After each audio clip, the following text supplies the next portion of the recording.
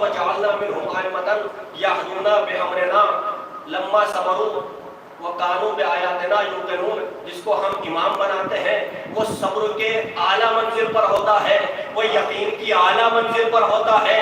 وہ یہ کہتا ہوا نظر آتا ہے لو کشف الغطاء لمزقت یقینا. امام وہ ہے، یہ نماز پڑھانے والا امام، یہ چند لمحے کا امام، اس کے لیے بھی کچھ شرطیں ہیں. یعنی آپ اس کی اقتدا کریں گے، اس سے پہلے رکوع نہیں کر سکتے، اس سے پہلے سجدہ نہیں کر سکتے، آپ کو اس کے پیچھے پیچھے چلنا ہے. تو پھر جو کائنات کا امام ہو وہ ہر چیز کے اوپر اختیار رکھتا ہے، چاہے چاند ہو، چاہے سورج ہو، چاہے ستارے ہو. وہ جب چاہے سورج کو پلٹا سکتا ہے، جب چاہے چاند کے 2 ٹکڑے کر سکتا ہے، جب چاہے ستارے کو اپنے در پر بلا سکتا ہے. صلوات پڑھیں محمد و آل محمد پر.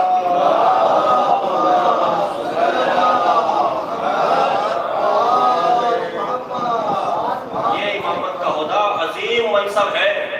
تمام عہدے عطا کرنے کے بعد آخر میں جب امامت کا عہدہ جناب ابراہیم کو عطا کیا تو جناب ابراہیم نے یہ نہیں کہا کہ میرے اصحاب کو بھی یہ عہدہ دے دینا، بلکہ کہا تمہیں ذریتی، میری ذریت میں بھی یہ عہدہ رکھ دینا.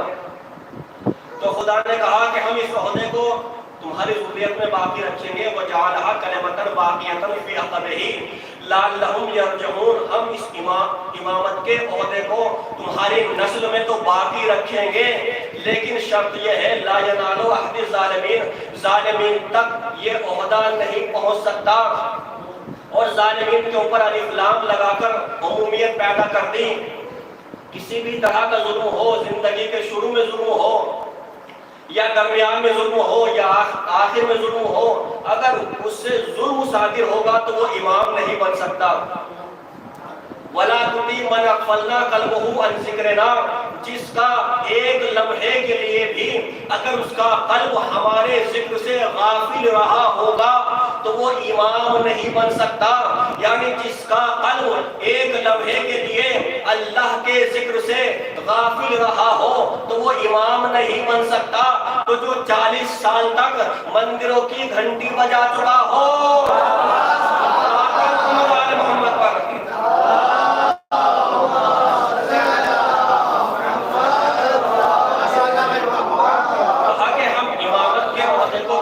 نسل میں تو باقی رکھیں گے، اور ہم ان لوگوں کا امامت کے ذریعے امتحان لیں گے، مال دے کر امتحان لیں گے، اولاد دے کر امتحان لیں گے. جب نبی نے کہا کہ پروردگار کیا یہ ہو سکتا ہے یہ پوری امت علی کی ولایت پر جمع ہو جائے، تو آواز پروردگار آئی احسب الناس ان یترکوا ان یقولوا آمنا وهم لا یفتنون. یعنی ایمان لانے کے بعد ہم انہیں ایسے ہی چھوڑ دیں، ایسا نہیں ہو سکتا.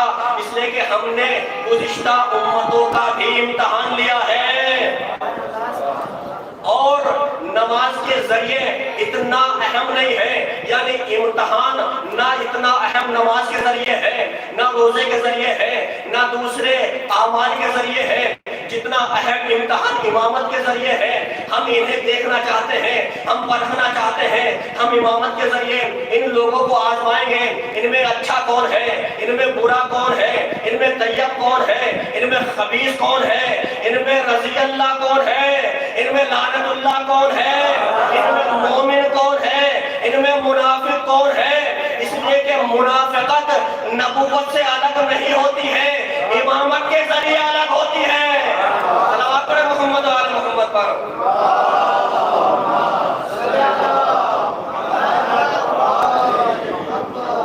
یعنی نفاق نبوت کے ذریعے پہچانا نہیں جاتا ہے، بلکہ امامت کے ذریعے الگ ہوتا ہے، امامت کے ذریعے پہچانا جاتا ہے. پھر اللہ نے کہا، سورہ زخرف کی 3-4 آیتیں ہیں، وَمَن يَعْشُ عَن ذِكْرِ الرَّحْمَٰنِ نُقَيِّضْ لَهُ شَيْطَانًا فَهُوَ لَهُ قَرِينٌ إِنَّهُمْ لَيَصُدُّونَهُمْ عَنِ السَّبِيلِ وَيَحْتَسِبُونَ أَنَّهُمْ مُهْتَدُونَ.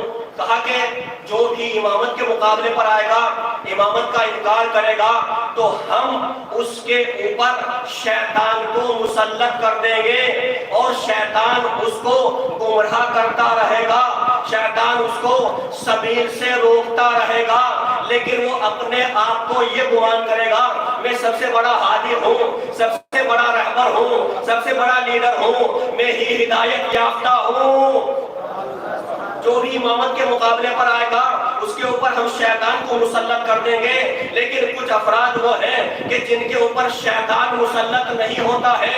انہو سلطان علی الذین آمنوا وعلی ربہم یتوکلون بل سلطانہ الذین یتولونہ وہم بہ مشرکون۔ کہا کہ شیطان ان افراد کے اوپر نازل نہیں ہوتا ہے، ان افراد کو نہیں بہکاتا ہے کہ جن کا اللہ کے اوپر کامل ترین ایمان ہوتا ہے، جن کا اللہ کے اوپر ایمان ہوتا ہے شیطان ان کو نہیں بہکاتا ہے۔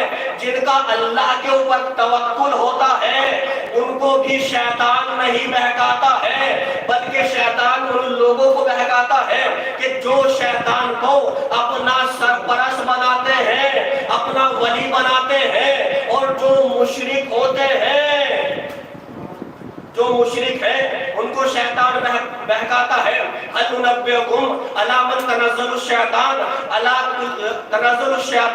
علی کل افاک نسیم یلقون السماء وہم کاذبون۔ کہا کہ ہم تمہیں بتا دیں کہ شیطان کن لوگوں کے اوپر نازل ہوتا ہے۔ کہا کہ شیطان ہر فاجر کے اوپر، فاسق کے اوپر، جھوٹے کے اوپر، بدکار کے اوپر نازل ہوتا ہے، اس کے اعضاء کے اوپر قبضہ کر لیتا ہے، اس کی آنکھوں سے دیکھتا ہے، اس کی زبان سے بولتا ہے، اس کے اعضاء سے کام کرتا ہے۔ یعنی بعض افراد وہ ہیں کہ جن کے اوپر شیطان نازل ہوتا ہے اور بعض افراد کو شیطان نہیں بہکاتا ہے۔ یہی وجہ ہے، چھوٹا سا ایک مکتوب ہے معاویہ کو مولا کائنات نے لکھا، اے معاویہ شیطان نے تیرے اعضاء و جوارح کے اوپر قبضہ کر لیا ہے، شیطان تیری آنکھوں سے دیکھتا ہے، شیطان تیرے منہ سے، تیری زبان سے بولتا ہے، تیرے ہاتھوں سے کام کرتا ہے، تو مجسمہ شیطان بن چکا ہے،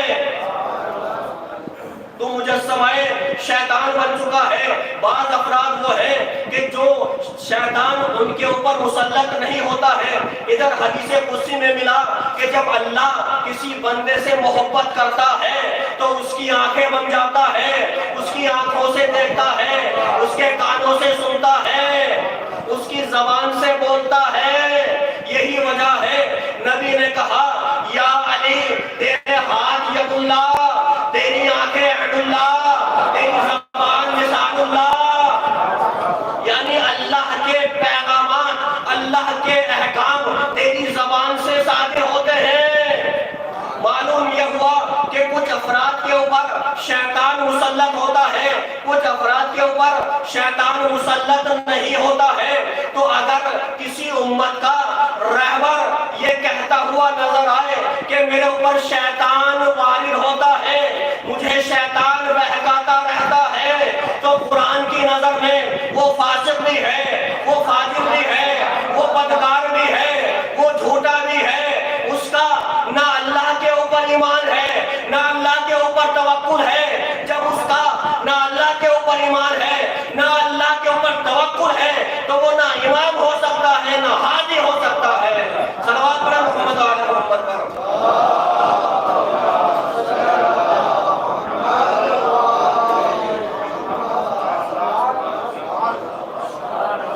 ہاں میرے حبیب، یہ لوگ جو ولایت کے مقابلے پر آئے ہیں انہیں سمجھانے کا کوئی فائدہ نہیں ہے۔ تمام آیتیں سورہ زخرف کی ہیں۔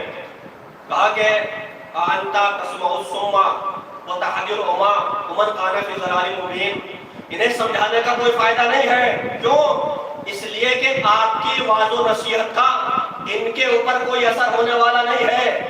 یہ تو بہرے ہو چکے ہیں، یہ تو اندھے ہو چکے ہیں، یہ تو کھلی ہوئی گمراہی میں ہیں۔ آپ کی نصیحت کا ان کے اوپر اثر ہونے والا نہیں ہے۔ یہ ولایت کے مقابلے پر آئے ہیں۔ انکا لا تسمع الموتى ولا تسمع الصم الدواء اذا ولوا مدبرین۔ ان لوگوں نے میدان سے فرار اختیار کی ہے، لہذا آپ کی نصیحت کا ان کے اوپر کوئی اثر نہیں ہونے والا۔ یہ تو اندھے بھی ہیں، یہ تو بہرے بھی ہیں، اور ہم ان سے بدلہ لیں گے، ہم ان سے انتقام لیں گے، لیکن یاد رکھو ہم خود ان سے انتقام نہیں لیں گے۔ اذا وقع القول علیہم اخرجنا علیہم من الارض دابۃ تکلمہم ان الناس کانوا بآیاتنا یوقنون، ہم زمین سے ایک شخص کو لے کر آئیں گے، وہ گواہی دے گا، وہ بیان کرے گا، وہ کہے گا کہ پروردگار یہ وہ افراد ہیں جن لوگوں نے میدان سے فرار اختیار کی ہے، جن لوگوں نے تیرے نبی کی تکذیب کی ہے، یہ وہی افراد ہیں جو تیری آیات کا انکار کرنے والے ہیں، تو وہ انہیں قبروں سے نکال کر واصل جہنم کرے گا۔ محمد وعلی محمد پر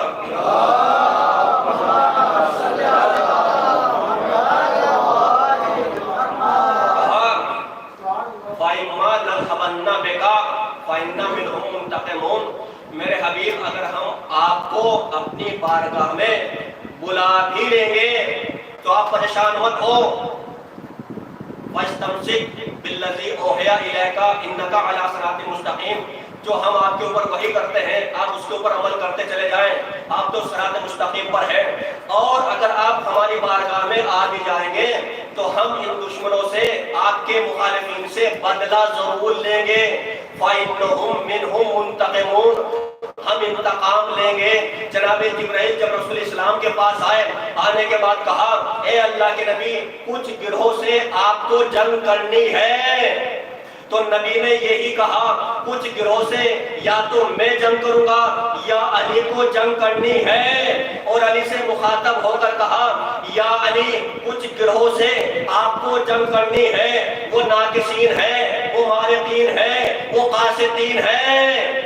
اور جب یہ آیت نازل ہوئی وَإِنَّكَسُوا مِن بَعْدِ عَهْدِهِمْ وَطَعِنُوا فِي دِينِكُمْ فَقَاتِلُوا أَئِمَّةَ الْكُفْرِ لَعَلَّهُمْ يَنْتَهُونَ، اگر یہ عہد و پیمان کو توڑ دیں، یہ قسموں کو توڑ دیں، تو تمہارے اوپر ضروری ہے، تمہارے اوپر واجب ہے کہ جو کفر کا امام ہے اس سے جنگ کی جائے، تاکہ وہ راہ راست پر آ جائے، تاکہ وہ باز آ جائے۔ تو اس آیت کی جب ابن عباس کے سامنے تلاوت کی گئی تو ابن عباس نے کہا کہ اس آیت کے اوپر ابھی عمل نہیں ہوا ہے، اور جنگ جمل سے فارغ ہونے کے بعد مولا نے اسی آیت کی تلاوت کی، اور تلاوت کرنے کے بعد کہا ایک گروہ سے ناقصین سے بدلہ لیا جا چکا ہے، یعنی کفر کے امام سے بدلہ لیا جا چکا ہے۔ تو قرآن کی نظر میں جو بھی علی کے مقابلے پر آئے گا وہ کفر کا امام ہے، اور نبی نے بھی یہی سمجھایا برز الایمان کلہ الی کل کفر، کہ علی کے مقابلے پر آنے والا کل کفر ہے، اور جناب موسیٰ کے مقابلے پر آنے والا بلعم بن باور کے لیے اللہ نے کہا یہ متقی ہے، یہ پرہیزگار ہے، یہ اسم اعظم اس کے پاس ہے، یہ بہت بڑا عابد ہے، لیکن یہ حجت خدا کے مقابلے پر آیا ہے۔ فَمَثَلُهُ كَمَثَلِ الْكَلْبِ، اس کی مثال کلب کی طرح ہے۔ تو نبی نے دو سزائیں دی، علی کے مقابلے پر آنے والے کے لیے دو سزا ہے، قرآن کی نظر میں بھی حدیث کے اعتبار سے بھی، وہ جو بھی علی کے حجت خدا کے مقابلے پر آئے گا وہ کل کفر بھی ہے، قرآن کی نظر میں وہ کلب بھی ہے۔ اب علی کے مقابلے پر آنے والا چاہے مذکر ہو یا مؤنث ہو، صلوات پڑھیں محمد